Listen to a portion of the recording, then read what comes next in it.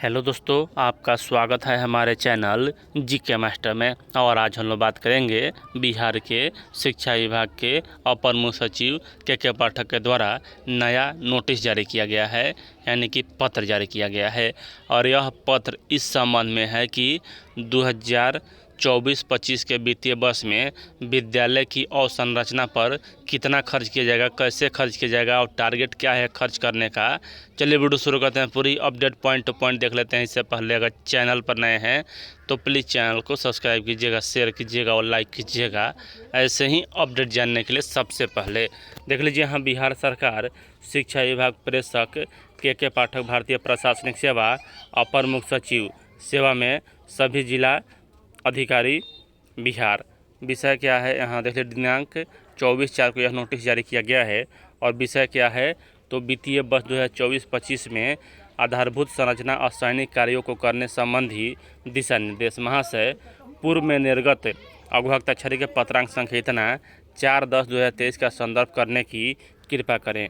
पिछले वित्तीय वर्ष 2023-24 में आधारभूत संरचना हेतु लगभग 676 करोड़ रुपये उपलब्ध कराया गया था तथा बेंच डेस्क के क्रय हेतु लगभग 900 करोड़ रुपये उपलब्ध कराया गया था।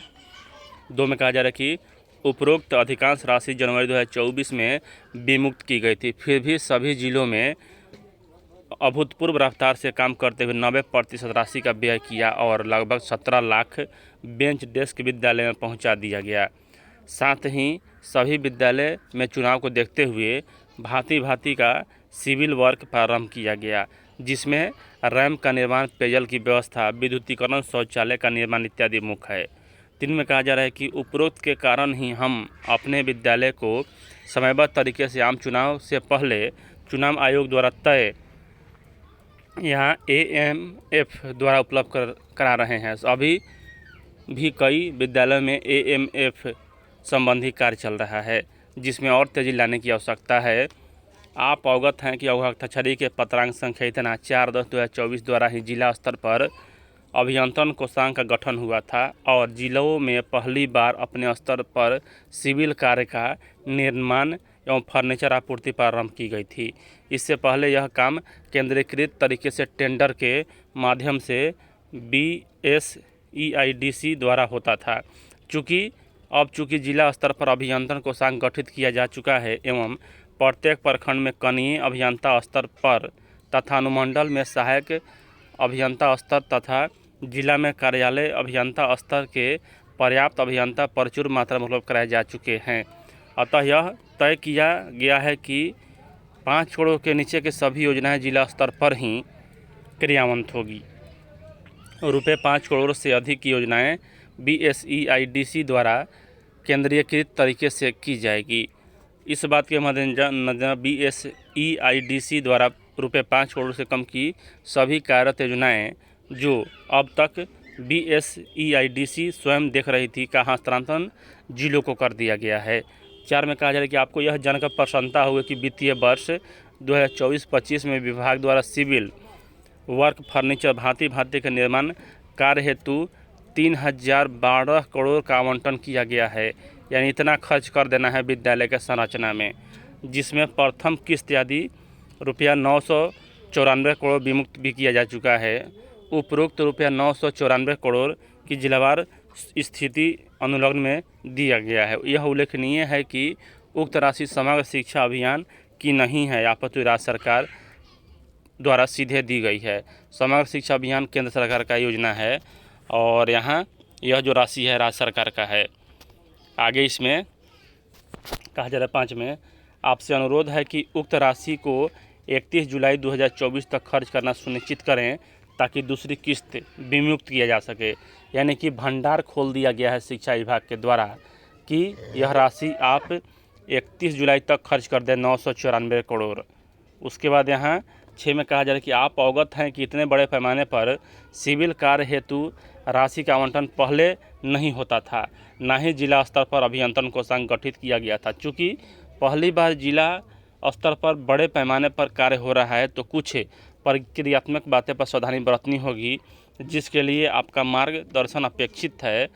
इसी बात को देखते हुए विभाग ने सभी जिलों के समक्ष एक PPT प्रस्तुत किया था, जिसमें इन प्रतीकात्मक सावधानियों को बरतने पर विशेष जोर दिया गया था। उक्त PPT की प्रति संलग्न करते हुए आपसे अनुरोध है कि निम्नांकित बिंदुओं को विशेष ध्यान देने की आवश्यकता है। एक में, चूँकि जिला स्तर पर अभियंत्रण कोषांग हाल ही में खुला है और इतने बड़े पैमाने पर काम जिला स्तर पर पहली बार प्रारंभ किया गया, अतः विहित प्रक्रियाओं का पालन करवाना कृपया सुनिश्चित करें।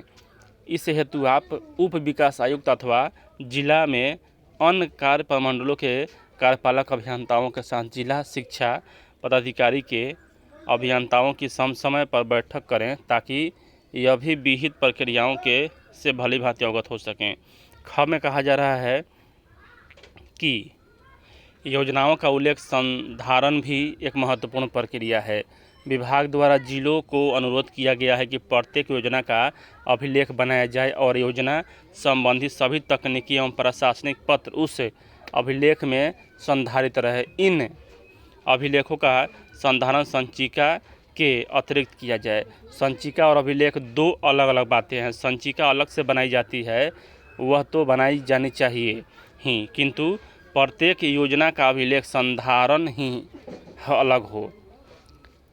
जिलों के मार्गदर्शन हेतु एक अभिलेख प्रारूप विभाग द्वारा बनाया गया है, जो आंदोलन ग के तौर पर संलग्न किया जा रहा है।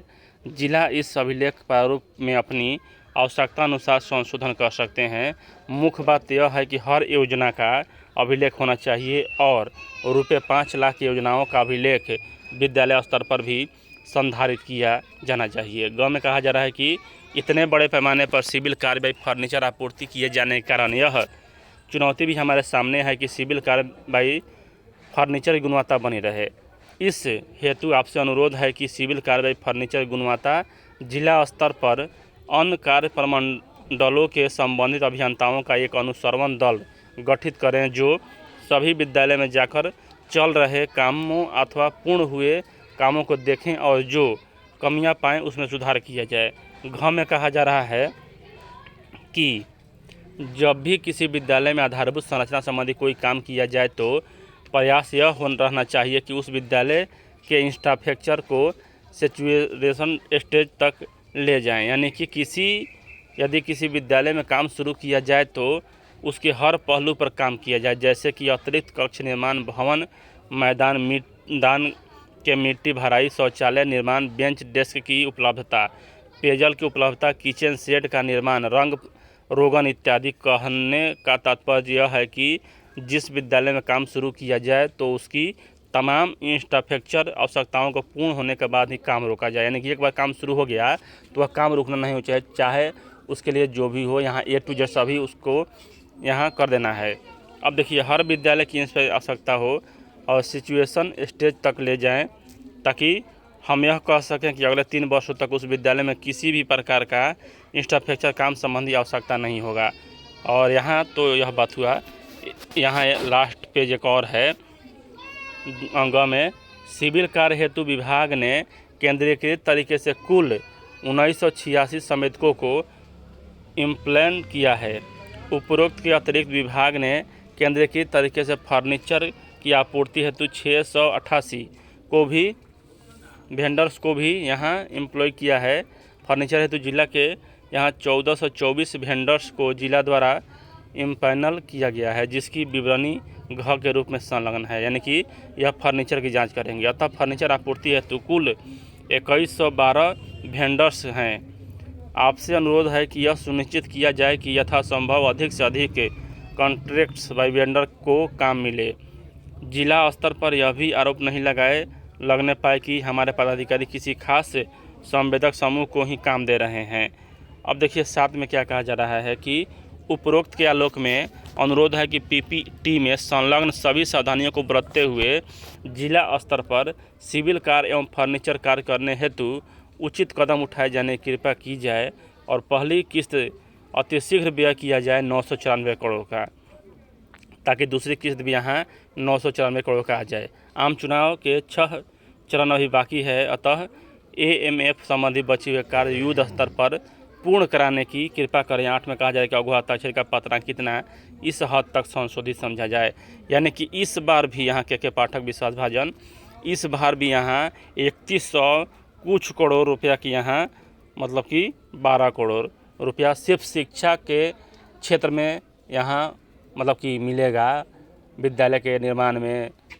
यह सिर्फ मतलब कि मूलभूत संरचना के लिए है, वेतन के लिए अलग से दिया जाएगा। तो चलिए यहाँ यही अपडेट है। ऐसे ही अन्य अपडेट जानने के लिए आप लोग जीके मास्टर चैनल से जुड़े रहें। पल पल की अपडेट सबसे पहले उपलब्ध कराया जाता है। इस वीडियो में इतना ही। वीडियो देखने के लिए धन्यवाद।